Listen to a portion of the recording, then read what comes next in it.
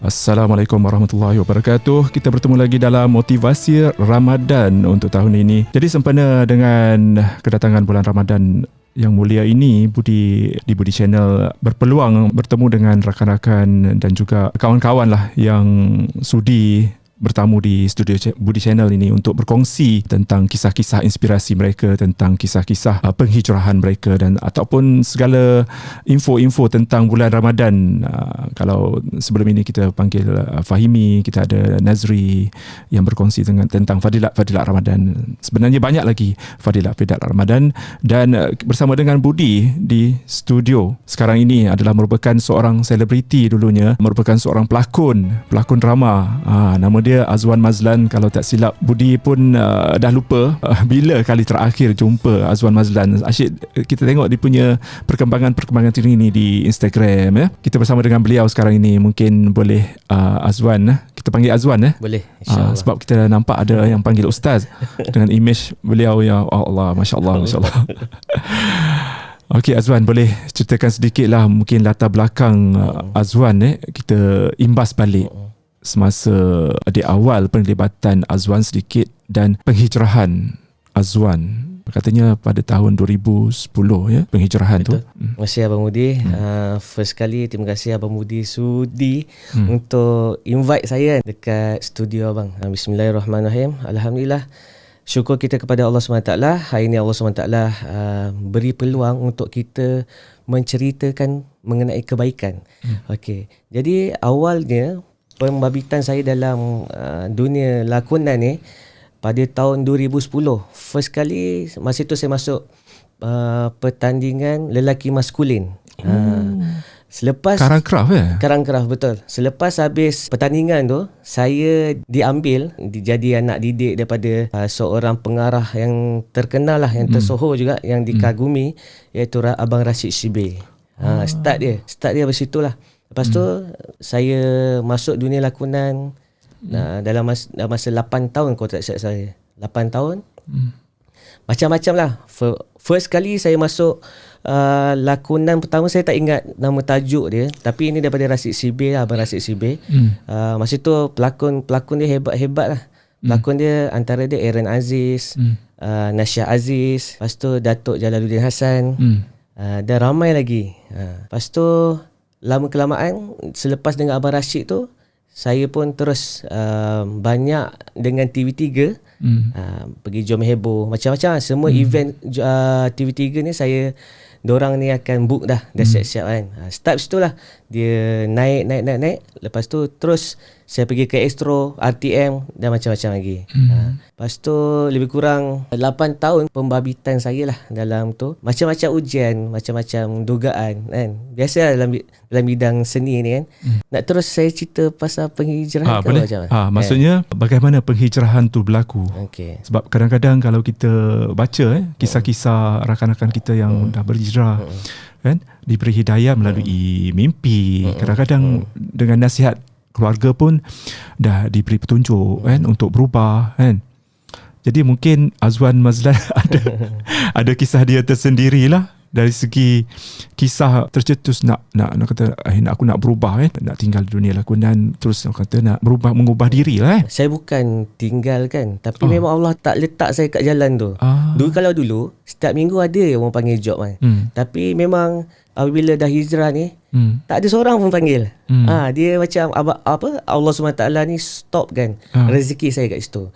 Kalau ada peluang, memang saya nak teruskan lah. Cuma cara dia dah lain dah tak sama macam dulu lah. Faham. Jadi daripada kecil lagi saya dah dibesarkan dalam suasana, dalam keluarga yang urban. Dan keluarga yang moden lah. Kalau kita tengok pun imbas balik gambar-gambar.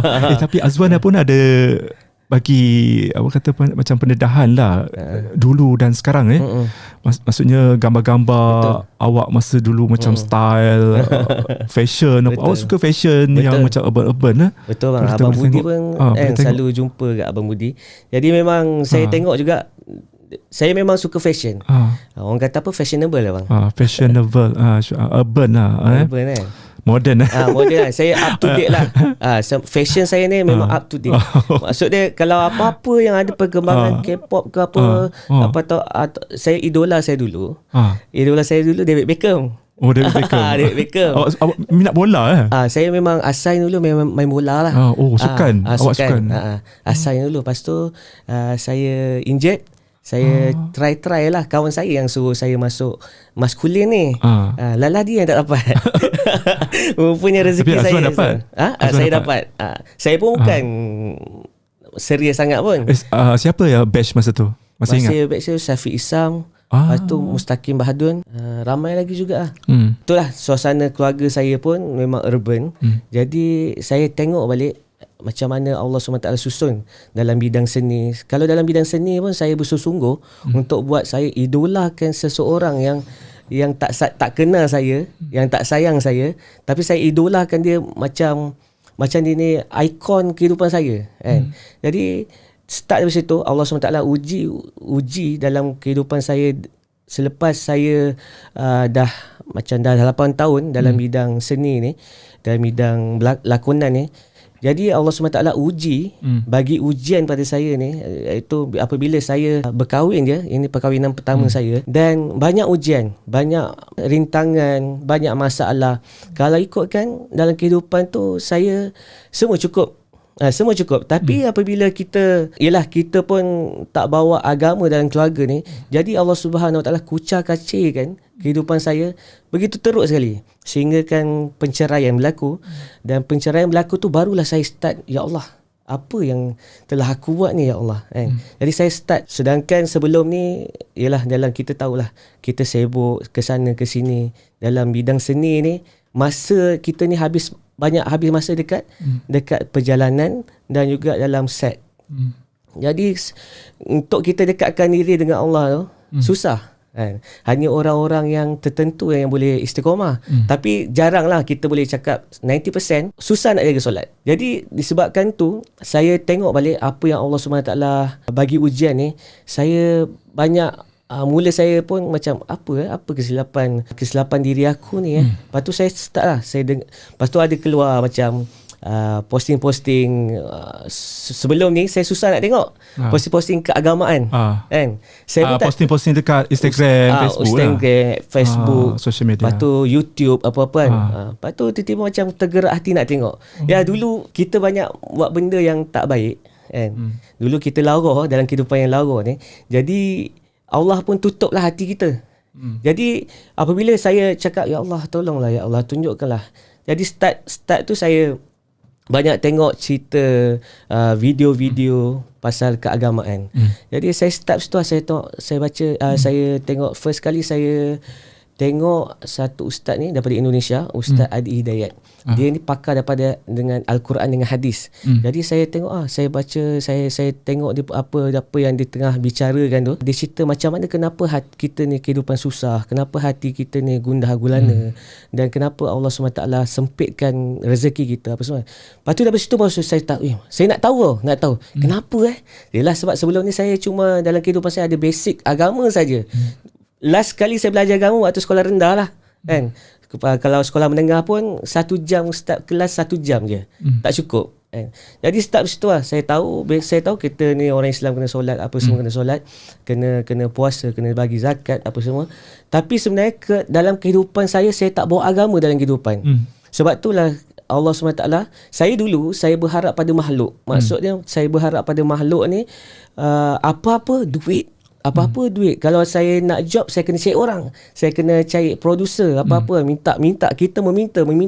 Rupanya cara tu salah rupanya. Lepas tu saya belajar, start pada saya hijrah tu, apabila Allah SWT separatekan saya dengan ex-wife saya. Dengan saya ada 2 orang anak dan separate kan. Jadi waktu down tu saya tak ada apa-apa, nothing. Kereta tak ada, rumah pun saya tumpang rumah keluarga saya. Memang tak ada apa-apa kan, zero. Kadang-kadang nak buat tambang bas pun tak ada duit. Jadi dari situ saya dengar Ustaz Adi Hidayat ni, dia ceramah dia, saya tengok banyaklah, saya kata beratus-ratus jugalah. Lepas tu saya hadamkan. Lepas tu saya cek ustaz lain. Lepas tu saya start jaga solat saya. Kekuatan dia apabila kita dengar tuan, saya start jaga solat. Tapi hati saya masih apa lagi tak dapat ni walaupun kita jaga solat, tapi serumpanya saya solat berseorangan dekat rumah. Itu yang Allah tak bagi lagi, dia macam ada lagi tak keluar lagi. Lepas tu saya dengar Ustaz Ali Dayat tu beritahu, kita ni seorang lelaki kena solat di masjid kan, walau apa cara sekalipun. Lepas tu saya start dah, kalau dulu saya boleh explore, kalau dunia hiburan saya boleh explore macam-macam. Contoh kalau watak saya sanggup tengok cara watak orang-orang cacat ataupun watak orang-orang kaya, atau saya boleh explore benda tu. Saya boleh mengkaji, mendalami perasaan orang kan. Ini pula untuk agama, saya kena kaji lagi lah.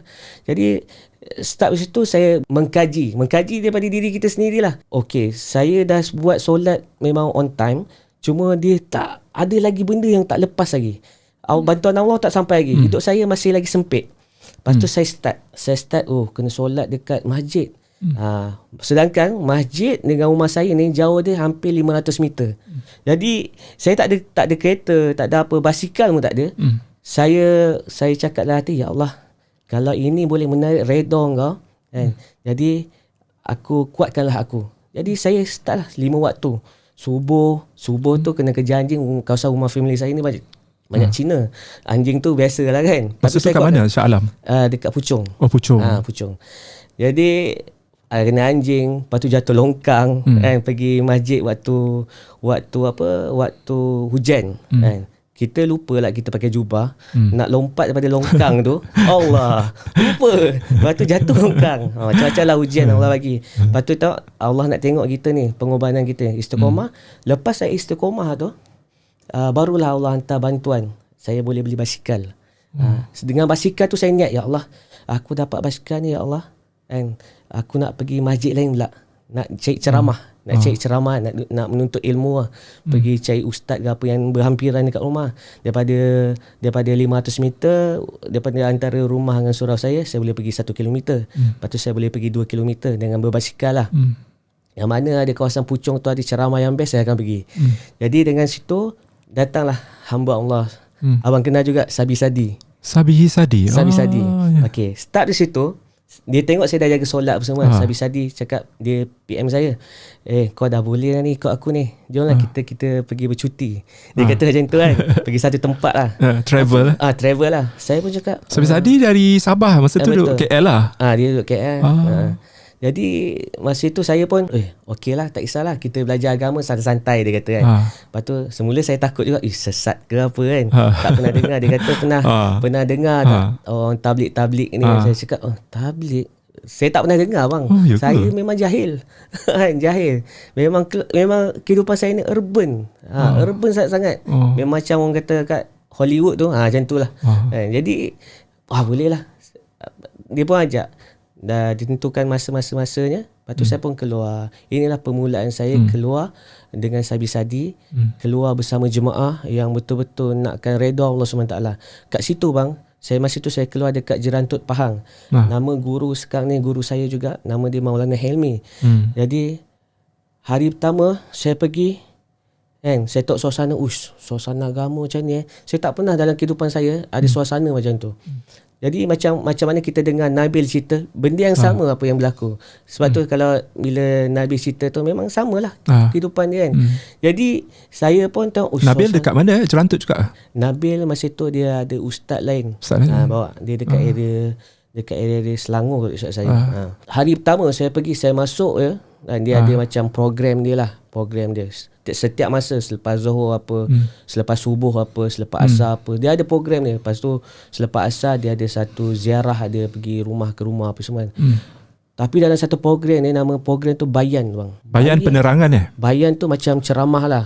Cuma so yang ni Azwan keluar tu sebab saya dengar dia paling sedikit 3 hari. 3 hari. So yang ni 3 hari ke? 3 hari dulu. Ini saya keluar 3 hari. So just nak tengok-tengok lah. Dia 3 hari, berapa lagi? 3 hari, 40 hari. 40 hari. 3 hari terus 40 hari. 40 hari, 4 bulan. Itu mula saya pun macam biar betul kan. Jadi 3 hari, permulaannya 3 hari. Sabi Sadi adalah tu. Sabi Sadi ada. Lagi siapa lagi rakan-rakan selebriti? Sabi Sadi. Lepas tu siapa lagi, Tayudin Bakar. Tayudin Tai apa celup ya ya ya. Lepas tu ramai artis yang lama-lama juga bang. Pergi situ Saya tengok Ali Ekspedisi kan. Jadi suasana tu saya tahu, diorang ni artis pun boleh cari duduk dalam agama kan, dalam suasana agama. Kenapa aku ni yang free, tak ada apa-apa, tak ada job apa kan, tak boleh letakkan diri aku dalam ni. Saya cakap dengan diri saya, hari pertama tu saya menangis bang. Saya cakap, ya Allah, selama masa tu saya pergi, umur saya 34 ke 35 bang, macam tu. Sekarang umur saya 38. Maksudnya baru lagi lah juga 4 tahun lah. 4 tahun lah. 3 tahun lepas. 34 lah, betul 34. Jadi hari pertama tu saya menangis, ya Allah, apa yang telah aku buat dalam kehidupan aku ni, ya Allah, selama 34 tahun kan.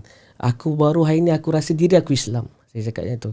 Baru aku rasa diri aku ni Islam. Sebelum ni apa yang aku telah buat, apa yang telah aku buat dosa, apa yang telah kau berikan, macam-macam Allah bagi kan. Bagi kereta, bagi rumah, bagi rezeki, bagi anak, bagi isteri, bagi kehidupan berkeluarga yang baik, apa semua, orang-orang yang baik. Tapi saya ni ingkar dengan perintah Allah. Jadi dari situlah hari pertama tu baru saya rasa, ya Allah ampunilah dosa aku. Memang menangis bang. 3 hari tu saya habis dengan menangis je. Saya cakap selepas saya habis 3 hari tu baru saya kata, ya Allah ampunilah dosa aku, ya Allah. Lepas ni aku nak jadi manusia yang lebih baik. Aku nak sayang Nabi kan. Aku nak kenal Nabi, aku nak kenal kau, ya Allah. Ya Allah, redalah kehidupan aku. Saya cakap, ya Allah, aku wakafkan diri aku ni, harta aku, apa yang nanti kau akan bagi, semua untuk engkau. Jadi inilah hasil dia sekarang bang. Sebab niat saya memang macam tu kan. Jadi dengan 3 hari tu saya istiqomah dalam masa 6 bulan. 3 hari saya istiqomah. Setiap bulan saya akan keluar 3 hari. Saya nak recharge. Sebulan sekali? Sebulan sekali. Masa tu belum kahwin lagi lah? Masa tu belum kahwin lagi. Belum kahwin lagi dengan ni lah. Lepas tu dalam masa 6 bulan tu istiqomah, saya nekat lah, ya Allah. Memang masih keluar 3 hari tu Allah dah bagi sikit rezeki. Dah buka-buka semua cabang ni, cabang tu kan. Cuma dia tak ada striker je. Striker maksudnya? Maksud striker dia penghujung. Maksud saya tak tahu mana arah nak pergi. Banyak rezeki datang tapi banyak tak tahu rezeki datang, cuma mana saya satu tak nak tahu pilih. mana satu saya nak buat. Mana satu yang nak dapat redha Allah. Jadi saya pun saya keluar 40 hari tu. Masa tu saya dah beli basikal lah. Kan, dah beli basikal. Saya dah banyak. Saya belajar dalam masa 3 hari saya keluar tu. Saya belajar daripada guru saya. Saya tengok orang bagi dia duit, dia infak. Orang kasih dia duit tebal-tebal ni, infak kat dia. Lepas tu ada orang datang, orang kata, Maulana, saya ni kena buang kerja, apa macam-macam masalah. Dia bagi apa yang orang bagi tu, dia bagi habis-habis. Lepas tu saya tanya pada orang yang jaga dia, apa yang membuatkan Maulana ni mulia kan? Mulia di sisi Allah, mulia di sisi manusia. Lepas tu dia suka menginfak. Dia suka menginfak. Saya tengok, lepas tu dia cerita daripada Maulana ni, tuan guru ni, dia daripada kereta buruk asalnya. Kan, sekarang ni ada 8 biji kereta. Ada kuda, ada 5-6 ekor. Kan, sekarang sebab kan saya tengok kehidupan dia. Dulu kalau saya sedekah, contohlah, dulu saya jahil, tak ada kehidupan dalam agama, saya nak sedekah RM10 pun saya rasa duit saya kurang. Saya nak keluar RM50 apatah lagi. Sebab saya tak yakin ada janji Allah. Sebab saya janji, bila keluar kurang lah duit aku. Kan? Tapi bila dengan keluar 3 hari ni, saya tengok macam mana kehidupan orang berubah dengan infak. Jadi saya pun, ini dahsyat ni. Kenapa tak cuba kan? Lepas tu saya dengar cerita Rasulullah. Rasulullah hari-hari orang bagi hadiah kat dia. Ada ulama' yang cakap, kalau nak ikutkan Rasulullah ni, rezeki dia setiap hari orang kata boleh berjuta-juta kan, dengan hasil perangnya apa semua kan, kemenangan dengan perang. Jadi Rasulullah pun dia infak seperti dalam hadis, Rasulullah ni kalau infak seperti angin yang bertiup, maknanya laju lah kan. Jadi saya belajar di situ, saya belajar. Macam ni memang betul bang. Apabila dalam 3 hari saya belajar tu, Allah izinkan bagi rezeki kat saya untuk keluar 40 hari. Jadi 40 hari ni pun sebenarnya Allah nak uji saya ni dengan macam mana nak yakin dengan Allah kan. Jadi saya keluar, tak ada duit ni kan. Duit pun masih tu ada dalam 300 ke 200 macam tu lah bang. Nak keluar 40 hari ni, nak pergi ke Sabah. Sabah. Limbang Sabah kan. Kita orang ni dengan tiket kapal terbang lagi. Betul. Saya ni ada 200-300 macam tu. Saya cakap, masa tu dalam tu ada ketua jemaah ni panggil Amisab. Jadi Amisab kata tawajuh. kan, banyakkan zikir, banyakkan baca Tawajuh Al-Quran. ni apa? Tawajuh ni makna beri tumpuan pada ibadat, amal. Maksud habiskan apa sahaja masalah, letak pada amal. Lepas tu nanti Allah yang akan turunkan bantuan. Jadi saya pun tawajuh. Lepas tu nak keluar tu bang, orang semua dah beli tiket lah. Saya ada 2 orang ni yang tak beli tiket lagi. Tak ada keperluan kan. Jadi hari nak pergi, lagi 2-3 hari nak pergi tu, tiba-tiba ada Allah, dua orang ni dah kumpul duit dah. Diorang ni nak beli tiket tu pakai credit card. Jadi pakai credit card pertama tak function. Tak function. Lepas tu cari orang yang boleh pakai credit card, limit dia lebih pada 10,000 kan. Lepas tu cari jumpa hamba Allah ni, dengan tak tahu, dengan hamba Allah dia belanja tiket flight. Itu satu bang. Saya cakap, uish, hebatnya Allah. Kan, hebatnya Allah. Dia kata siapa yang tak cukup keperluan dia nak belanja. Jadi saya dengan ada 2 kawan ni, okey pergilah. Nak pergi sana pula kena ada duit. Kan? Duit katnya saya duduk dekat masa itu dekat Seri Petaling, Masjid Seri Petaling dalam seminggu juga duit dan 200-300 dah habis dah. Kita makan apa sama semua. Jadi duit yang tinggal pun tak banyak. Jadi saya cakap, apa yang ada ni dalam berapa puluh ringgit je bang. Kawan saya pun sama. InsyaAllah lah kita tawakal pada Allah, kita belajar habiskan semua ni untuk sedekah. Lepas tu saya pun okeylah, InsyaAllah. Tapi takut-takut ni takut lagi ni. Okey, InsyaAllah saya belajar yakin lah. Bila infak bang, hari nak pergi ke bertolak ke Limbang Sarawak ni, ada hamba Allah SWT tak tahu, tiba-tiba Amir Sa'ad kata ini ada orang bagi duit belanja lebih kurang 500 ke macam tu lah. Dengan kawan saya cakap Masya Allah. Memang sebab kita orang ni diajar jangan meminta pada makhluk. Macam yelah, kalau kita tak duit, boleh tak pinjam ke aku, boleh tak pinjam ke aku. Kita dah biasa macam tu kan. Tapi apabila belajar keluar ni, baru saya tahu kita tak boleh minta pada makhluk. Nanti apabila ada satu hadis ni, apabila kita meminta pada makhluk, Allah SWT akan fakirkan kita. Jadi saya belajar lah. Lepas tu saya minta pada Allah. Memang Allah selesaikan bang. Memang selesai, antara cepat atau lambat je. Kan? Jadi saya belajar 500 ni pun untuk saya keluar 40 hari cukup bang. Cukup Cukup. Yalah, untuk makan Untuk makan sebenarnya tak makan. Dia macam sharing Lepas tu makan dalam dulang tu. Dalam talam. Dalam talam tu. Maksudnya setiap kali mesyuarat hari. waktu pagi, mesyuarat waktu pagi tu kita akan letak dekat dalam uncang. Dia ada satu uncang ni. Okey, ini untuk kita belanja untuk hari ni. Jemaah lah, mungkin hari ni RM5. Sama jumlah? Semua jumlah sama. Jumlah yang sama. Siapa yang ada lebih nak bagi lebih, bagi lebih. Tapi Misab ketua jemaah dah beritahu, okey hari ni kita peruntukkan RM5. Okey hari ni kita peruntukkan RM10. Letak dalam tu. Kalau nak bagi lebih lah. Untuk makan tengah hari, sarapan tengah hari, tiga makan kali petang lah. Sampai malam. Kadang-kadang bang, makanan ni banyak orang bagi. Kan? Sampai macam tu sekali. Jadi dari situ kita belajar, macam ni bantuan Allah. Sebab kita dah belajar apa-apa yang terjadi semua Allah yang buat. Semua Allah yang buat. Bukan kalau dulu saya rasa saya yang buat. Saya create, saya manage masa saya, semua saya buat. Tapi apabila keluar ni baru saya faham, semuanya atas izin Allah SWT. Allah yang buat, bukan aku yang buat. Ini kalau kita kaya dengan cari rezeki, bukan hasil kerja kita yang memberi kita rezeki, tapi Allah SWT yang bagi. Jadi banyaklah saya belajar. Sekarang ni alhamdulillah lah, Allah SWT campakkan rasa apa saja yang saya buat bukan saya buat, tapi Allah yang buat. Jadi start keluar 40 hari tu, selepas saya keluar 40 hari tu, saya balik, Allahu Akbar, saya balik, saya dapat motor tu bang. Ada pengurusi surau saya infakkan motor kat saya. Saya cakap Masya Allah, sikit-sikit Allah buka jalan. Sikit-sikit Allah buka jalan. Lepas tu saya cakap, selepas saya balik 40 hari, saya dapat motor tu, saya cakap, hebatnya Allah ni. Saya masih rasa macam, biar betul ni orang bagi motor. Dulu tak pernah pun orang nak bagi motor ke bagi kereta kan. Tapi apabila saya belajar letakkan diri saya ni untuk belajar agama, menimba ilmu, belajar bersangka baik dengan semua orang, walaupun orang tu buat keburukan kat kita, kita bersangka baik, doakan dia. Masya Allah bang, memang Allah bukakan pintu rezeki tu memang seluas-luasnya. Jadi apabila saya balik 40 hari tu daripada Limbang, saya ni ditashkil. Ditashkil ni macam Tashkil? Apa? Tashkil ni maksud dia keperluan agama. Maksudnya kita kena nak bantu tak agama Allah. Ada satu tempat ni memerlukan orang yang untuk mengajak mereka ni datang ke masjid. Kita melibatkan diri kita dengan misi bantuan macam tu. Bukan misi bantuan. Dia macam ada satu tempat ni kat situ dia ada orang panggil orang tabligh situ orang panggil karkun.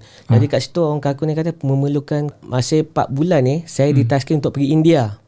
India ni untuk saya dapat lesen untuk keluar semua negara. Untuk ni orang panggil IPB. Maksud dia India, Pakistan, Bangladesh. Kan. Jadi belajar agama kat sana. Saya dulu cakap, apa nak belajar kat India dekat ni? India. Apa kat India? Rupanya bang, dekat India ni memang dia punya cara kehidupan orang Islam dia dahsyat bang. Dia daerah mana kalau India tu? Dia semua banyak tempat. Banyak tapi tempat paling utama dekat New Delhi lah. Kan, New Delhi ni kat situ dia ada satu markas tabligh dunia kat situ. Kan. Jadi seluruh dunia seluruh dunia datang kat situ bang. Memang masjid tu tak pernah 24 jam hidup dengan amal. Orang New Delhi ni? New Delhi. New Delhi. Nama tempat tu Nizamuddin. Jadi saya tengok okey saya cerita. Dia pergi ni, Azwan pergi. Okey, sebelum saya pergi 4 bulan ni IPB ni, saya masih lagi tak ada duit.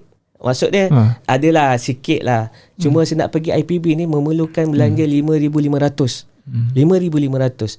Jadi saya 5,500 selepas saya balik 40 hari, dalam masa sebulan tu Amir Sab saya kata, jom kita dah satu hati, jemaah ni dah satu hati, jom kita selesaikan tuntutan tuntutan Allah untuk kita keluar IPB, untuk kita dapat lesen pergi seluruh dunia.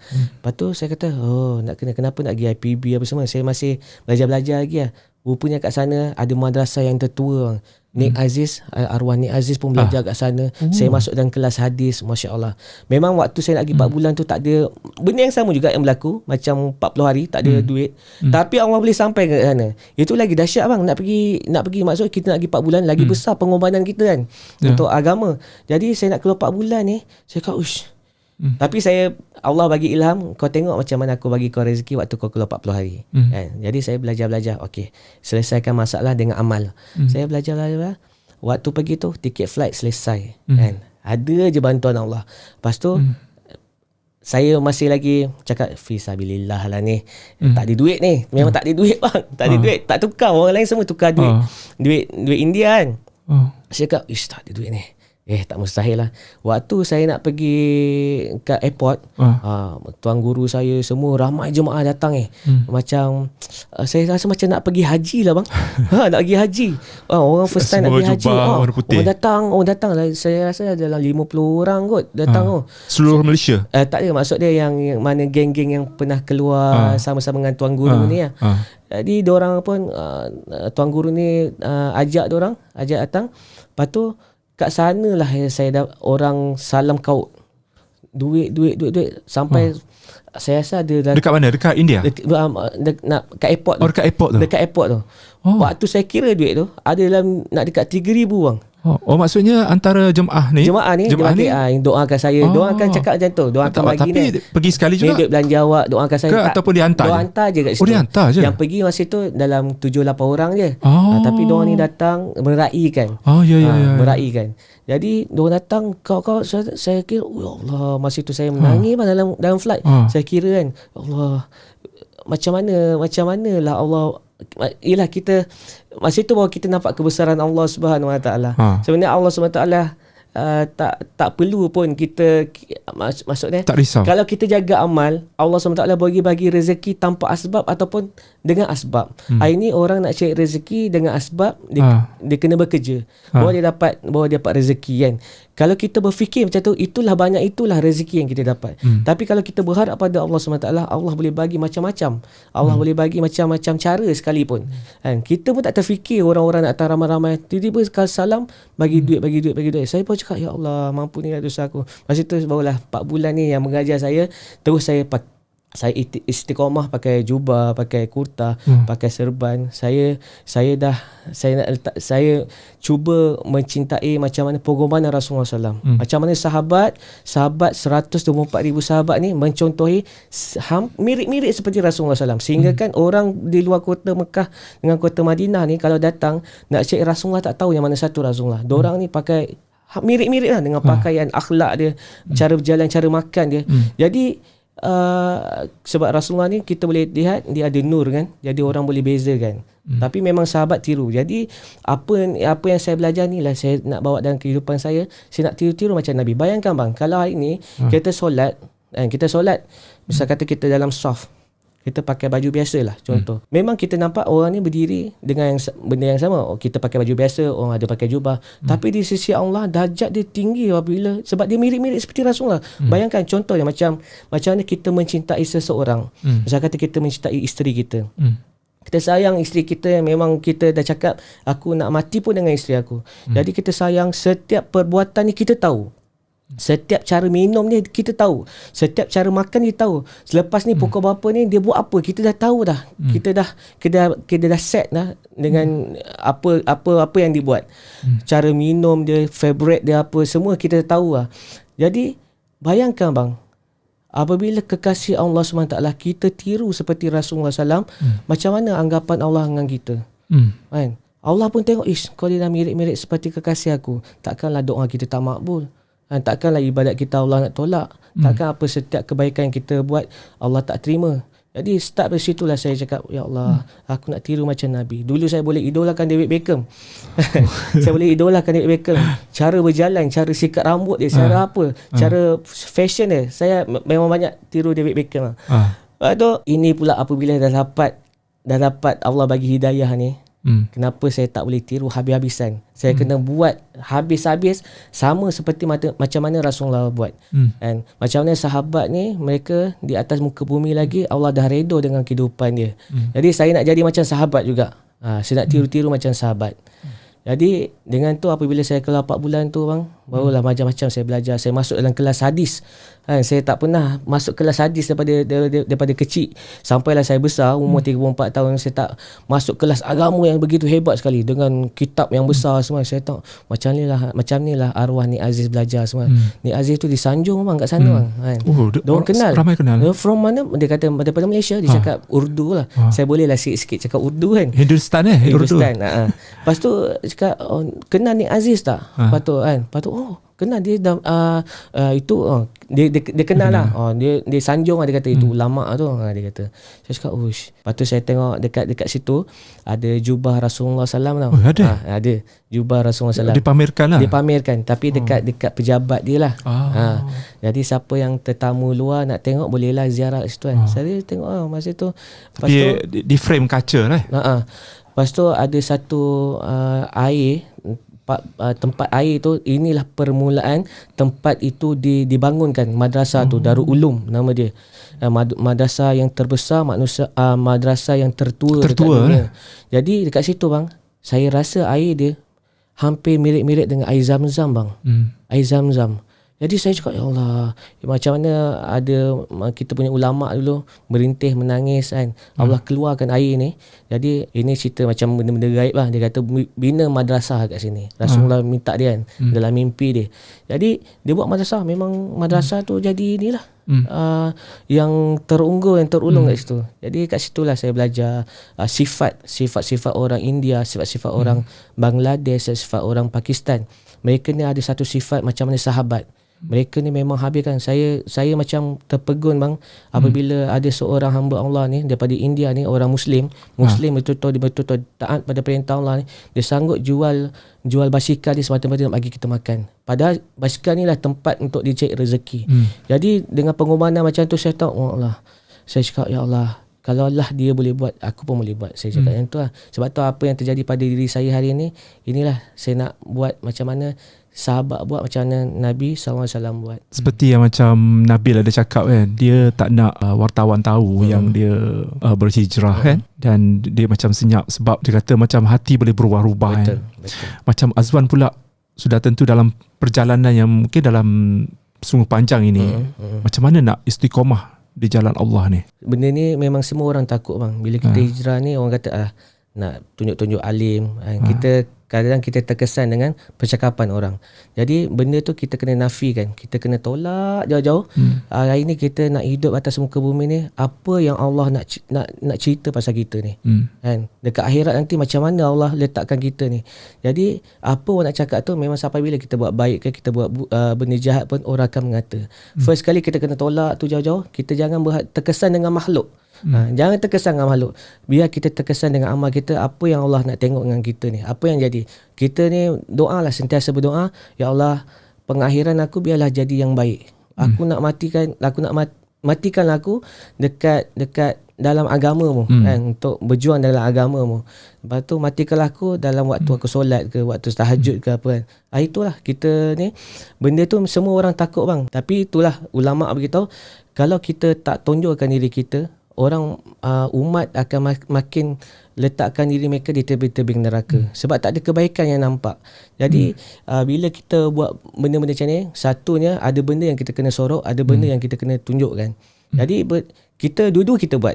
Kan contohnya sedekah. Kalau boleh, sedekahlah sedekah paling baik apabila kita sedekah orang tak nampak, orang tak tahu pun. Sedang tangan kiri kita pun tak tahu. Kita buat benda yang sama juga, dan benda yang sama hadis Rasulullah beritahu, sedekahlah terang-terangan untuk membawa orang lain pun kepada amal yang sama. Jadi kita buat benda yang sama. Jadi kita, yang penting Rasulullah beritahu, Allah nak tengok hati kita.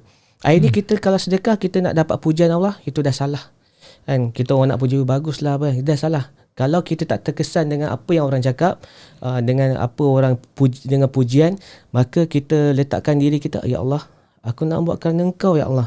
Apa orang nak cakap, lantaklah apa orang nak cakap. Jadi aku nak dapat redha Engkau. Jadi kita buatlah. Benda tu mula nampak macam menunjuk bang. Memang mula setan ni jahat. Dia akan buat kita, ada orang puji, bagus ni. Confirm bang, confirm. Contohlah, kadang-kadang kita nak sedekah, biar tengok nampak sikit kan. Setan ni jahat. Tapi bila kita istiqomah buat Allah SWT, suatu hari nanti Allah SWT akan campakkan rasa benda ni tak ada apa-apa. Nak buat ni kerana Allah ya bang. Kita buat ni kerana Allah, nak dapat redha Allah. Jadi kita buat pun dah rasa macam tak ada. Orang nak puji ke, tak nak puji, lantak. Tidak sampai macam tu. Keikhlasan ni penting. Kita sebab tu apabila kita, walaupun orang ni sedekah dengan banyak, tapi hati dia tak ikhlas, Allah tak terima. Kan? Tapi kalau orang ni sedekah hanya dengan sebelah biji tamar je, tapi Allah bagi ganjar seperti gunung Uhud dia punya pahala dia. Jadi apa-apa pun berbalik pada hati. Kita kena jaga hati kita dalam menjangka, ya, kita sama-sama. Itu sebab tu kita kena doa pada ya Allah, betul lah, janganlah membolak-balikkan hati aku ni ya Allah. Ya Allah, tetapkan di jalanmu ya Allah. Jagalah hati aku kan, supaya tidak riak, supaya tidak terasa dengan makhluk sekeliling kita ni. Jadi berdoa pada Allah, minta doa, Allah akan tunjukkan jalan. Pasti bang, Allah akan tunjukkan jalan, dan Allah akan bagi ketenangan pada kita. Kita buat je kan, sampailah kita mati dengan kebaikan. Saya pegang yang tu lah. Sebab kita berada dekat dalam dunia yang begitu moden, dan pergi mana-mana pun dalam dunia hiburan kan. So benda ni macam begitu susah untuk kita berubah, nak meninggalkan. Sebab ini jalan rezeki kita. Mungkin Tuhan dah pilih, okey, kau bekerja dalam dunia hiburan. Ada tak macam diduga, yalah, iman turun naik kan? Allah uji dengan rezeki. Allah kata, kau dah berubah. Okey, aku bagi rezeki kat sini. Tok, kita teruskan ketaan. Maksud abang, dengan ujian-ujian sekeliling kita ni lah. Maksud abang macam mana bang? Gitulah. Maksudnya yang penting jaga solat je sebenarnya. Betul. Sebab saya berada kat event, kadang-kadang lupa juga nak solat kan. Terutamanya maghrib. Sebab event, misal kata event tu pukul 8.30. Kita dah prepare apa semua kan. Lepas tu nak pergi cari surau lah apa lagi kan. Kadang-kadang terlepas juga. Dia benda yang sama. Itu juga benda yang sama saya belajar waktu saya tak kenal diri saya kan, dengan belajar-belajar yang jauh pada agama dengan yang sekarang. Benda ni sama je bang. Maksudnya kita sendiri yang manage diri kita dan masa kita. Okey, waktu macam ni, maksudnya kita dah tahu lah, okey, pukul subuh ni apa kita nak buat. Lepas tu waktu Zohor, sebelum Zohor masuk pukul 1.15, maksudnya aku kena berhenti kerja pukul 12.50. Aku tak nak buat apa-apa dah. Aku nak terus dah. Sebenarnya kita yang manage. Tak kira lah orang tu artis ataupun dalam bidang lain. Benda yang sama, kita yang manage diri kita. Tapi percayalah bang, apabila, sebab tu Rasulullah ajar kita, apabila kita bangun daripada tidur, kita manage diri masa kita dengan solat. Okay, kita akan rancang. Okay, bangun dia tidur, ya Allah, letakkan aku dalam keredoanmu. Lepas tu manage lah. Kita manage masa, okay, ni sampai sini, waktu macam ni aku nak buat macam ni, waktu asar aku nak macam ni. Kita akan manage. Nanti percayalah Allah SWT akan sempurnakan, melancar apa yang kita buat tu. Sebenarnya sebab tu pagi-pagi kita sebagai macam mana Rasulullah tunjuk, kita kena mesyuarat. Mesyuarat kadang letak diri kita dengan dalam mesyuarat ni kita akan cerita pasal agama, apa semua, apa hari ni aktiviti nak buat. Contoh macam dengan isteri saya, selepas solat subuh kami akan mesyuarat. Okey, hari ni apa nak masak apa semua. Nanti okey pukul 1 kita buat macam ni. Okey, macam hari ni kita ada interview. Okey, lepas solat apa kan. Allah akan aturkan bang. Apabila kita aturkan diri kita dengan solat, dengan agama Allah SWT, Allah akan bagi kita kelancaran perjalanan tu. Maksud dia kita tak tinggalkan solat. Solat, kita kejar solat, semua ni Allah SWT akan datangkan. Contoh dia macam ada satu cerita ni, ada kawan saya juga, dia ni nak pergi Kedah, dia nak pergi Penang, dia ada satu projek berjuta juga lah. Jadi waktu yang dia kena perlu ada kat sana dalam pukul 2.30 atau pukul 3 macam tu lah. Lepas tu dia keluar dah awal dah, pukul 11 dah kan. Dah keluar awal, dia dah tahu lah bajet. Okay, sampai waktu tu jalan jam bang, jam. Lepas tu dia kena berhenti solat dekat area Perak. Area Perak waktu tu dah Zuhur dah. Maknanya dia kena ada kat situ 2.30. Kalau Perak tu jalan jam, mana boleh nak sampai. Mustahil boleh sampai. Lepas tu dia kata, aku kena pergi solat. Apa jadi tak kisahlah, lambat ke tak kisah, aku nak kena solat. Lepas tu dia pergi solat. Lepas dia kena solat dalam pukul 2.30, 3 tu orang tukar tak sampai lagi. Cik tak sampai lagi ke cik? Lepas tu dia kata, belum lagi cik, saya minta maaf, jalan je apa semua. Tak apalah cik, saya bagi projek ni kat tuan. Dia kata, saya bagi projek ni kat tuan, saya yakin tuan boleh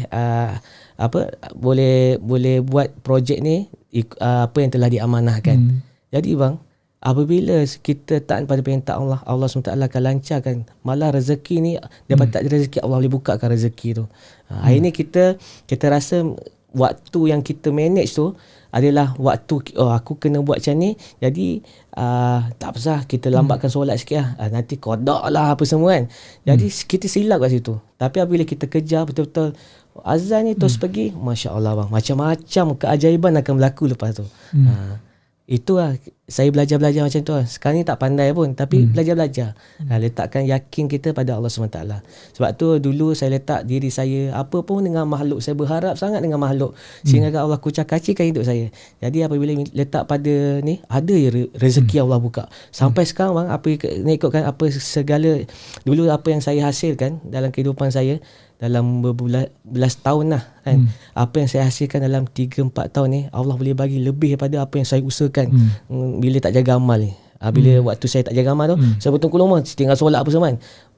Jangka masa 15 tahun macam tu, macam-macam Allah boleh bagi dalam masa 3 tahun dengan jaga amal. Bayangkan bang, hebatlah Allah SWT ni. Sekarang buat apa sekarang ni? Pekerjaan tetap Pekerjaan tetap business. Saya okey, saya tadi saya ada bagi kat abang tu, ada satu kopi tu. Nama dia Coffee Lova. Jadi itulah bisnes yang ada. Jadi ni produk Azwan sendiri. Produk sendiri. Saya ada tim saya lah.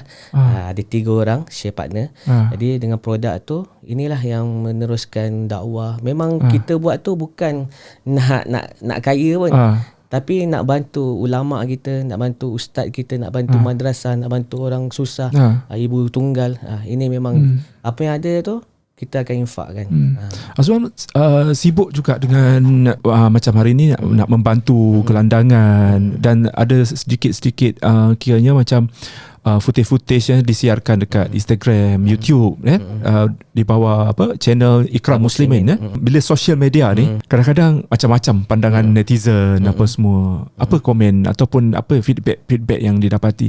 Sebab ramai yang macam menganggap Azwan mengidolakan sebagaimana usaha-usaha yang dibuat oleh Ustaz Abi Liu. Sebab orang nampak macam Ustaz Abi Liu ni antara macam panggil apa macam ikon yang bantu lah. Jadi tak ramai sebenarnya orang yang aktif dalam social media. Kalau kita nampak macam Azwan, mungkin ada lagi yang mungkin saya tak follow ke apa kan. Apa pandangan orang sekarang ni jika macam kebaikan ataupun semasa kita sedekah yang kita dipamerkan di social media. Macam Abid Leo pun kena juga macam Ustaz Abid pun ada banyak juga yang macam dulu-dulu lah. Tapi sekarang dah makin orang ramai dah terima. Ustaz Abid Lu dengan kita orang ni, kita orang memang satu orang kata satu guru dan satu jalan. Ustaz Abid Lu ni pun saya dah kenal lama dah daripada misab saya ni memang rapat dengan dia. Jadi dia orang ni arwah ini dah jadi arwah dah. Saya punya misab ni, ketua jemaah ni, dia dah arwah dah. Baru tahun lepas dia arwah. Jadi dia ni dengan Abid Lu dia sama. Dan saya ni jadi anak didik dia untuk pergi buat street dakwah, pergi jumpa apa kan. Startnya dah lama dah dengan Ustaz Abid Lu ni buat. Bila dah Ustaz Abid Lu dah busy apa semua, kita dah separate lah. Tapi kita buat benda yang sama, cuma ini side dia, ini side kita orang. Macam tu. Jadi benda yang, sebab tu saya bagi tahu tadi, sedekah ni ada yang seeloknya kita ada yang sembunyi, ada yang terang-terangan. Terang-terangan ni maksudnya kita tengok followers kita. Dia tengok kalau benda ni bagus untuk mengajak orang, macam orang sebenarnya apabila kita pamerkan ni bang, okey, ada orang anggap benda ni tak payah nak pamerkan. Sebab tu kita kena buat benda yang satu lagi. Kita kena senyap kan. Ada benda yang kita senyap, kita tak pamerkan. Ini biar kita dengan Allah. Lepas tu yang kita pamerkan, kadang hidayah ni Allah bagi ke orang-orang yang tengok. Memang macam kita belajar ni, hidayah ni Allah bagi apabila kita usaha dengan berhadapan. Maksudnya kita bermujahadah, bersusah payah untuk agama, berhadapan dengan setiap orang. Kadang-kadang kat media sosial ni memanglah, tapi kita tak boleh nak nafikan bila kita berdakwah dengan media sosial ni. Hidayah ni milik Allah SWT. Allah boleh bagi macam-macam cara. Yang penting apa tujuan yang kita nak buat tu, hati kita ni Allah tengok. Jadi benda yang kita pamerkan, kebaikan yang kita pamerkan, sedekah yang kita pamerkan untuk mengajak orang lagi ni bersama-sama kita untuk infak. Lepas tu diorang pun akan buat benda yang sama. Memang ramai bang orang akan buat benda yang sama. Contohnya dia orang tengok cara kita, akhlak kita, dia akan PM, bang saya nak join lah bang, saya nak keluar lah 3 hari, saya nak keluar lah 40 hari. Jadi benda macam tu baik. Benda tu baik. Dia tak tahu macam mana nak pergi. Bang macam mana saya nak cari jemaah bang. Macam mana saya akan bagi tahu, okey kat sini ada siapa, kat sini ada siapa. Sebab kita kenal kan orang-orang kat satu Malaysia ni, orang-orang yang buat kerja usaha agama ni. Jadi okey kat sini boleh kontak ustaz ni, okey boleh kontak ni. Jadi benda ni kita akan link kan. Kita mengeratkan silaturahim. Maksudnya kita orang yang tak kenal, diorang nak jumpa kerana Allah. Sebab tu apabila seseorang ni rahmat Allah SWT akan turun apabila mereka ni berjumpa kerana Allah, berpisah kerana Allah. Hari ni saya datang jumpa Abang Mudi kerana Allah. Saya datang untuk cerita pasal penghijraan saya, dan semata-mata nak dapat redha Allah. Sebab saya kena cerita. Kalau saya tak datang, saya tak cerita, makna apa yang Allah bagi saya sekarang ni, saya tak war-warkan, makna saya berdosa nanti. Jadi sebab tu benda baik ni saya akan buat. Saya akan ada yang benda yang kita boleh pamerkan, ada yang kita kena senyap. Sebab segalanya bergantung kepada niat lah. Niat. Jadi niat kita niat. untuk orang kata untuk memberitahu ataupun mengangkat satu jalan untuk hidayah lah. Contoh macam ni. Kenapa saya buat macam tu? Okey, first kali kita tahu ada orang ramai yang akan sedekah. Dia susah, ibu tunggal, asnaf. Okey, bagi nombor akaun, terus transfer. Senang tak bang? Senang kan? Tapi apabila kita ada duit sini, kita guna duit kita sendiri, kita pergi ke dia, kita korbankan masa kita untuk pergi tu, itulah sunnah Rasulullah SAW. Kenapa Rasulullah pergi pintu ke pintu? Ini yang akan menaik rahmat Allah ni. Ini yang akan membuatkan Allah SWT suka. Ini cara setiap tapak kaki, bayangkan, setiap tapak kaki yang kita berjalan ni Allah SWT akan kira.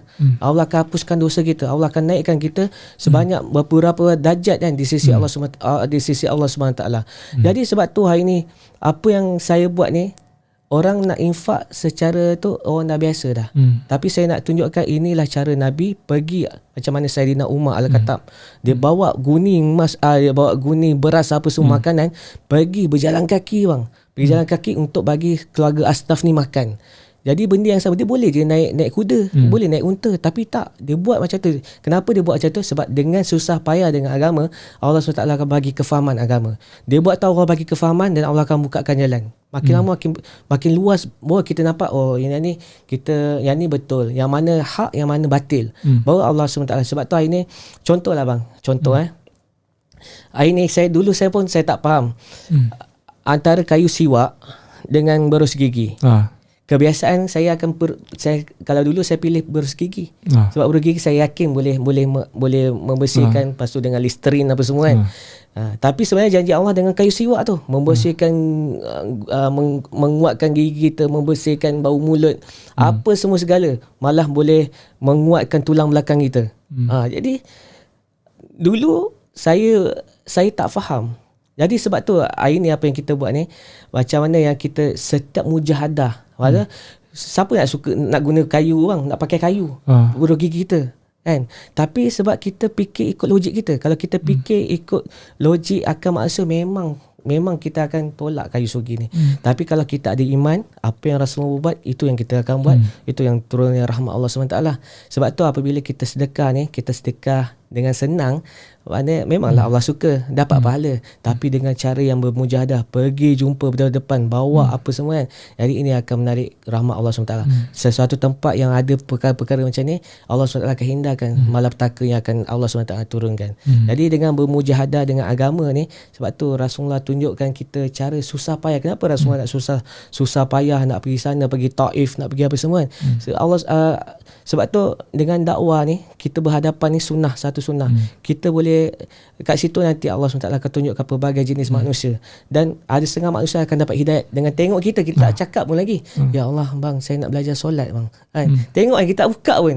Jadi kat situlah Allah SWT akan buka. Sebab apa? Dengan bersusah payah kita keluar rumah. Sebab tu antara Allah nak tunjukkan kita kenapa solat dekat rumah Allah terima, solat dekat masjid Allah lebih suka. Sebab Allah naikkan darjat 27 kali ganda. Jadi setiap tapak tu Allah kira kan. Allah kira.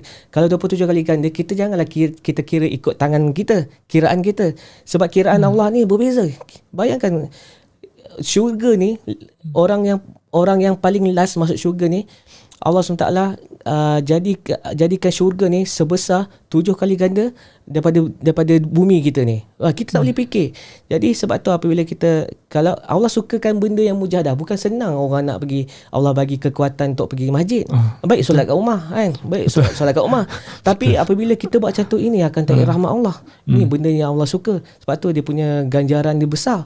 Jadi apa yang kita nak buat hari ni, kita hidup, okey, apa yang Allah suka. Kalau dulu kita buat apa yang kita suka, ataupun apa yang orang sekeliling kita suka, hari ni kita kena hidup kita apa yang Allah suka. Apabila kita buat macam tu, insya-Allah Allah SWT akan luaskan rezeki macam-macam Allah akan bagi. Memang hebatnya Allah Subhanahu Wa Taala ni. Dia nak dekat 1 jam dah ni kita. Sedar tak sedar kan. Tapi sebelum kita pergi ke kita fadilat sebenarnya dengan bulan Ramadan ni, kita nak sharing lah tentang fadilat bersedekah di bulan Ramadan. Tapi sebelum tu ada satu soalan lah. Mungkin Azwan nak sentuh sedikit bila dah ada kita didatang dengan dugaan COVID-19 ni kan.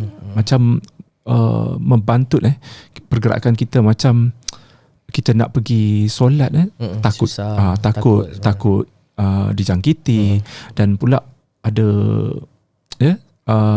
SOP yang ditetapkan untuk surau nak solat Jumaat tapi kadang-kadang tak adil bila ada macam pasar malam boleh pula. Macam kadang-kadang macam kita membezakan kalau masjid tak boleh pergi kan, tapi tempat lain boleh pula, pasar raya boleh pula.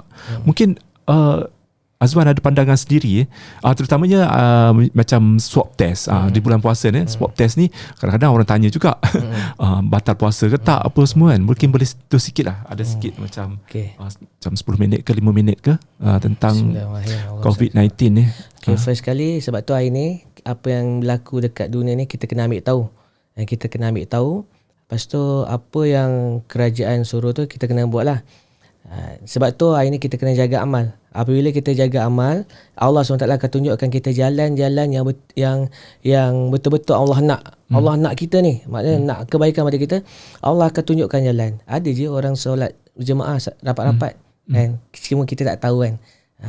Lepas tu benda-benda macam ni, first kali ialah kita, kalaulah benda ni salah, apa yang kita buat solat jarak-jarak, ini apa dosa yang kita buat ni kerajaan akan tanggung. Itu first kali lah. Tapi kalau betul, kita ikut je lah. Kita ikut je. Sebab apa yang berlaku ni, kita kena tengok apa yang pemerintah nak. Pemerintah ni akan ditanggungjawabkan dekat akhirat nanti. Okay. Lepas tu, apa yang berlaku waktu sekarang ni, kan, kita jangan takut pada hamba Allah ni. Iaitu COVID ni kan. Kita jangan takut. Oh, hamba Allah COVID. Hamba Allah. COVID, hamba Allah. Apa yang ada kat dunia sebab ni kalau, semua hamba Allah. Sebab kita macam dari segi ujian kalau kita tengok macam COVID ni kira macam bala daripada Allah saya lah. Kalau saya anggap macam menyusahkan, macam saya tak boleh pergi ke event, kena panggil pula artis macam datang sini interview kan. So benda tu kalau saya lah, saya anggap benda tu macam bala, Tuhan turunkan bala. Tapi Azwan lain pula. COVID ni satu makhluk satu makhluk Allah SWT yang lemah.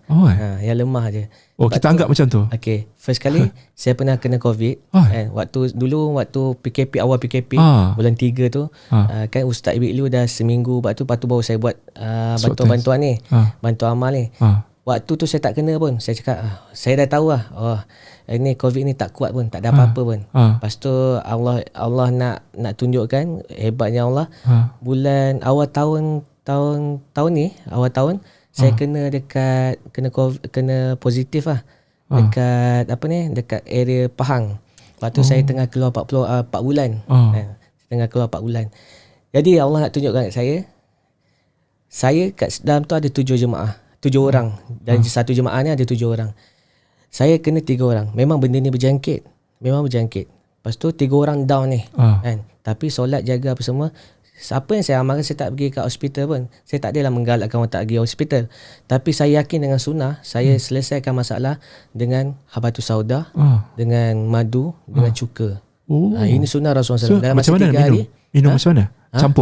Campur. Maksudnya mula saya akan makan madu dulu. Lepas tu dalam beberapa minit tu saya akan makan habatus sauda, dan last kali saya akan makan cuka buah. Dengan mana dalam masa 3 hari saya sembuh. Kawan-kawan saya pun sembuh. Dan Allah nak tunjukkan kat saya 7 orang kawan-kawan saya ni semua pegang saya, tapi diorang tak kena pun. Kat situ Allah nak tunjukkan makhluk ni tak ada bagi kesan. Yang bagi kesan ni Allah SWT. Sebab tu Allah nak letakkan keyakinan. Sekarang ni makin bertambah lah bila kita nampak kan, kita tahu COVID ni tak ada apa-apa. Memang dia akan berjangkit. Tapi waktu saya demam tu, memang dia demam dia bukan demam biasa lah. Dia demam dia macam sakit badan, tangkap tulang apa semua kan. Tapi dah masa 3 hari je kan. Kuarantin kat mana? Saya kuarantin dekat dalam masjid. Kat situ saya keluar kat masjid. Dan orang kampung pun datang solat jemaah dengan saya. Tak ada apa-apa. Tapi ikut SOP lah, macam berjarak. Jarak semua rapat. Kat kampung-kampung. Jadi tak ada orang nak usah apa-apa kan. Jadi solat semua rapat-rapat. Kita baca taklim apa semua. Semua ikut macam mana sebelum datangnya COVID ni. Jadi sebab tu apabila kita jaga amal dari waktu sekarang, Allah akan tunjukkan jalan kebenaran dengan batil. Allah akan tunjukkan, Allah yang akan gerakkan kita. Allah nak kebaikan, Allah akan gerakkan kita. Allah nak kita jadi buruk, kita akan jadi. Sebab tu kita kena minta pada Allah, ya Allah jauhkanlah aku daripada keburukan, ya Allah jauhkanlah daripada benda yang kau tak suka. Kita kena hari-hari kita kena merintih supaya Allah tak sesatkan kita. Apa semua yang berlaku ni kehendak Allah SWT. Orang nak jadi baik kehendak Allah, orang nak jadi buruk kehendak Allah SWT. Hari ni apa yang kita nak pada Allah, kita doa pada Allah. Kalau kita tak nak jadi orang yang buat perkara mungkar, minta pada Allah, ya Allah jadikanlah aku orang yang baik di sisimu ya Allah kan. Aku nak jadi seperti mana kekasihmu kan. Doa pada Allah SWT. Lepas tu apa lagi? Apa punya soalan tadi? Apa tadi? Saya nak jawab benda swab tu test tadi. mungkin. Okey, swab test pada bulan swab Ramadan. Test di bulan Ramadan. Batal tak puasa? Ada setengah ulama And dia kata tak batal. Sebab sebab tu saya bagi tahu, first kali kita kena tahu COVID ni apa. Kan? COVID ni apa. Lepas tu kita kena tahu dulu sejarah-sejarah hadis yang lepas. Orang kata selalu cerita pasal hadis tahun Rasulullah jangan masuk ke satu tempat yang ada taun, dan apabila orang yang ada dekat dalam suasana jangkitan taun ni jangan keluar daripada tempat tu kan. Orang tak faham. Waktu dalam keadaan taun tu pun semua sahabat-sahabat Nabi yang meninggal kat situ semua solat rapat-rapat. Tak pernah pun jarak-jarak. Lepas tu kita kena tahu taun dengan COVID ni lemah bang. Sebab tu COVID ni budak kecil susah nak kena.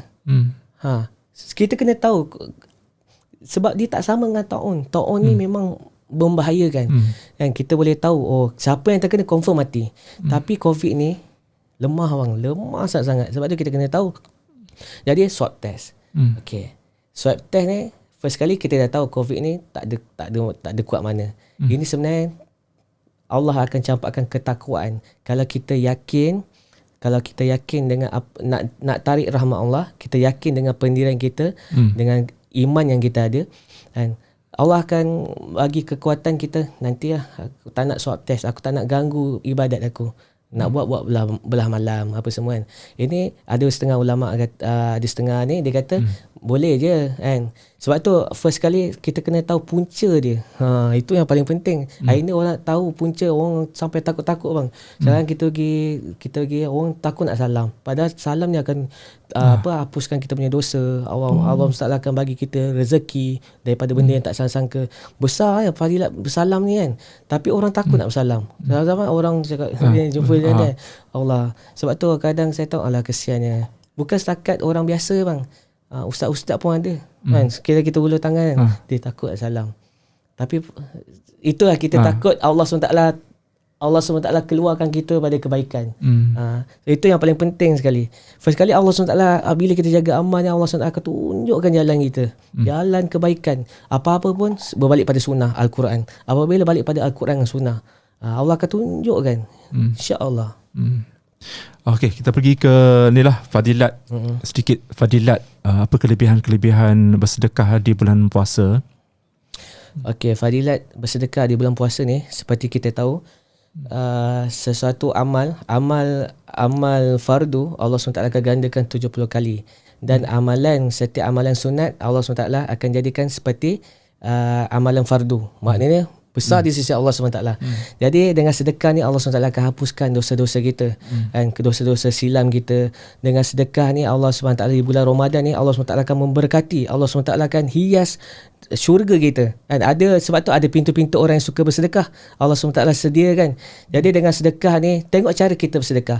Kalau kita berani turun padang bersedekah dengan bermujahadah seperti mana sedekahnya Rasulullah SAW, pergi ke setiap pintu-pintu ni, maka itu lagi akan menaik rahmat Allah SWT. Allah SWT akan gandakan. Kalau boleh setiap hari ni kita kena sedekah kan. Tak kisahlah bang, sedekah ni kita nak sedekah RM1 ke 50 sen ke. Waktu sebaiknya, waktu saya susah dulu kan, saya tak ada apa-apa, saya letakkan diri saya memang disiplinkan diri saya akan sedekah. Setiap solat subuh saya akan sedekah. Mula dengan sedekah tu Allah SWT akan bukakan jalan, kita bagi makan seorang. Lepas tu lama-lama istiqamah, Allah akan tengok, bagus ni, Allah akan gandakan kita sedekah lebih sikit. Waktu dekat surau ke masjid kan, Allah tambahkan lagi, lepas kita boleh belanja 2 orang makan. Kita istiqamah lagi, Allah akan bukakan jalan. Allah bukakan jalan. Lama-lama kita akan boleh bagi 20 orang makan, 30 orang makan, 40 orang makan, 1000 pun boleh bang. Saya pernah buat benda tu. Jadi sebab tu fadilat sedekah ni itu di luar bulan Ramadan. Bayangkan di dalam bulan Ramadan ni lagilah Allah SWT gandakan. Setiap amalan yang kita buat, walaupun sedikit, walaupun kita bagi makan 1 biji buah tamar, tapi di sisi Allah SWT seperti gunung Uhud. Itu di luar bulan Ramadan. Kalau di dalam bulan Ramadan, masya-Allah, cuba bayangkan itu besarnya di sisi Allah SWT. Sebab tu ada orang, kalau ada hadis Rasulullah SAW, apabila seseorang tu dia mati, dia kata, ya Allah, balikkan aku hidup balik. Sekejap pun tak apa, ya Allah, sekejap aku nak sedekah. Dia kata kan, aku nak sedekah. Sekejap lah. Patut Allah tak izinkan. Waktu kau dah tamat. Sebab tu ulama beritahu sedekah ni memang dahsyat. Sebab apabila kita sedekah ni, Allah SWT akan tumbuhkan bercabang-cabang. Ada 70. Lepas tu setiap tu Allah akan letakkan buah-buah dia. Sehingga kan ulama kata 700,000. Malah di sisi Allah lebih pun ada lagi. Jadi sebab tu hari ni kita hari ni rezeki yang kita ada. Contohlah rezeki yang kita dapat 1,000. Kalau kita ni dengan mata kita dikaburi dengan digit, maka 1,000 tu 1,000 lah jadi dia. Tapi kalau kita yakin dengan Allah SWT, 1,000 ni boleh jadi 10,000. Kan? Maka Allah SWT akan jadikan 10,000. Benda ni kena ada ketakwaan dengan keimanan. Kan? Kena yakin. Kena yakin. Sebab tu hari ni kalau kita tengok orang yang gaji 1,500 tapi dia boleh bayar semua. Kan? Boleh bagi ni, boleh bersedekah apa. Tapi ada orang yang gaji 20,000, dia susah nak bersedekah. Dia tak boleh ni, malah sempit lagi kehidupan dia. Sebab apa? Sebab hari ni kita kejar digit, bukan kejar keberkatan. Tapi kalau kita kejar keberkatan, Allah SWT akan ubah hidup kita. Allah SWT akan tenangkan hati kita, dan Allah SWT akan bukakan jalan keluar seluas-luasnya rezeki dia dekat bumi dan akhirat nanti. InsyaAllah. Weh, 1 jam tak apa, sejam lebih. Tak rushing. Tak apa. Mungkin kata-kata akhir lah. Mungkin kita nak update sikit apa perkembangan terkini lah Azwan Mazlan. Mungkin apa perancangan sekarang ni, apa dibuatnya. Okay, bismillahirrahmanirrahim. First kali perancangan saya sekarang ni memang saya letakkan diri saya dalam agama. Saya wakafkan diri saya ni dalam agama. Saya nak bantu ramai orang. Saya bukan nak bantu, maksudnya saya nak bantu selagi saya boleh jumpa orang. Kenapa saya buat macam ni? Saya pergi jumpa orang, buat bantuan. Orang nampak macam bantuan, tapi sebenarnya tak. Saya sebenarnya apa yang saya buat ni dakwah. Sebab tu sebelum turunnya perintah solat 13 tahun, Rasulullah ajar semua sahabat dakwah sebelum turunnya perintah solat. Jadi dakwah ni penting. Sebab tu sebenarnya ini sebenarnya hadiah aja, kan? Apa yang kita ada ni hadiah. Tapi yang sebenarnya kita nak mengajak orang ni kepada Allah Subhanahu Wa Taala. Kita nak ajak orang jaga solat, nak ajak orang kepada kebaikan, kan? Nak ajak orang buat benda yang sama, kan? Hari ni apa yang saya jumpa orang, kan? Dengan saya jumpa orang, kebanyakan saya boleh cakap 90% orang yang susah, orang-orang Islam yang susah ni semua tak jaga solat. Minta maaf lah saya cakap. Saya tanya solat macam mana? Solat macam mana? Saya dah lama tak solat dah. Walaupun dia pakai tudung tutup aurat. Kan? Tapi apabila kita orang Islam ni, sebab tu kita ni jangan terkesan dengan orang-orang bukan Islam. Sebab orang bukan Islam ni janji Allah dunia ni adalah syurga bagi mereka dan penjara bagi orang mukmin. Kita nak jadi orang mukmin ni kena itu tak boleh, ni tak boleh, ni tak boleh, kan. Lepas tu sebab tu apabila Allah dah bagi dia free Islam, kan, iman dalam hati lahir-lahir dia daripada seorang perut ibu yang beriman. Dia dapat Islam tu free. Jadi dia ingat bukan sahaja Allah bagi. Apa yang Allah nak, kita ni kena taat pada perintah Allah dan ajak orang lain untuk kenal pada Allah, kan. Jadi benda ni apabila kita dapat Islam dan kita tak taat perintah Allah SWT, sebab tu orang susah makin susah. Orang susah, orang kaya yang tak jaga, makin jauh Allah SWT jauhkan. Sebab na'udzubillah min zalik, kita nak jauhkan diri kita daripada perkara-perkara macam ni. Tapi apabila orang Islam tu, walaupun dia dekat dalam miskin, fakir, Allah apabila jaga ibadat dia, jaga solat dia, dia tak pernah meminta dan dia sentiasa tenang. Saya tengok sendiri, bang. Ada orang yang duduk kat rumah besar pun, tapi ini tak boleh sampai nak kena duduk hotel. Dia kata tak selesa lah apa semua. Sebab apa? Duit semua ada tapi tak ada agama dalam kehidupan dia. Maka Allah SWT tak bagi ketenangan. Sebenarnya manusia ni dalam kehidupan kita boleh tengok berapa ramai orang Korea bunuh diri, orang Jepun bunuh diri, sedangkan dia ada semua segala-galanya, kan. Tapi sebab apa? Mereka ni cari peace, ketenangan. Tapi kenapa diorang tak dapat? Sebab Allah janji ketenangan, kebahagiaan hanya dalam agama Allah Subhanahu Taala. Sebab tu apabila kita taat, kita nak jadi orang Islam ni, kita kena jadi orang mukmin. Bukan setakat Islam ni, kita kena masuk dalam Islam sepenuhnya. Apabila kita masuk letakkan diri kita dalam Islam yang sepenuhnya, bantuan Allah SWT akan turun. Allah SWT akan berkatkan kehidupan kita. Nampaknya sekian saja dululah podcast kita. Nampaknya panjang lebar. Walaupun 1 jam kita dah hadkan masa, tapi tak apa, Azwan. Tak ada masalah, bang. Terima kasih banyak-banyak sudi orang kata datang untuk sharing, perkongsian, dan kita pun nak bertanya khabar, mengeratkan silaturahim juga. Betul. Dan mungkin next time kita jemput lagi. Jangan serik-serik dah datang. InsyaAllah bang, insyaAllah. Saya pun mengalu-alukan diri saya untuk dijemput lah. Sebab kita share benda-benda yang baik ni. Semoga sesiapa yang tengok channel abang ni akan memberi manfaat. Dan manfaat ni bukan setakat mereka dapat manfaat, abang dapat saham-saham dia kan. Mereka berubah kepada Allah SWT, dekatkan diri kepada Allah SWT. Mereka setiap kebaikan yang mereka buat, ini adalah saham dunia dan akhirat abang. Semoga channel ni terus berkembang maju dan banyakkan share benda-benda yang kebaikan dan mendapat redha Allah SWT. InsyaAllah, amin. Dan terima kasih kepada anda yang sudi menonton daripada awal sampai habis. Sebab jarang kita nampak macam perkongsian sebegini yang macam mendapat sambutan sebenarnya, tapi tak apa, kita berfikiran positif sempena dengan bulan Ramadan Al-Mubarak. You guys jangan lupa untuk subscribe YouTube channel budi.com dan juga Ikram Muslimin. Boleh pergi search Ikram Muslim dan dapat lihat, saksikan apa yang perkembangan aktiviti-aktiviti yang dibuat oleh Azwan. Ataupun nak follow IG Azwan Mazlan 7 dengan atau Facebook Azwan Mazlan je. Alright. Terima kasih banyak-banyak. Podcast Motivasi Ramadan berakhir di sini. Kita jumpa lagi di lain masa.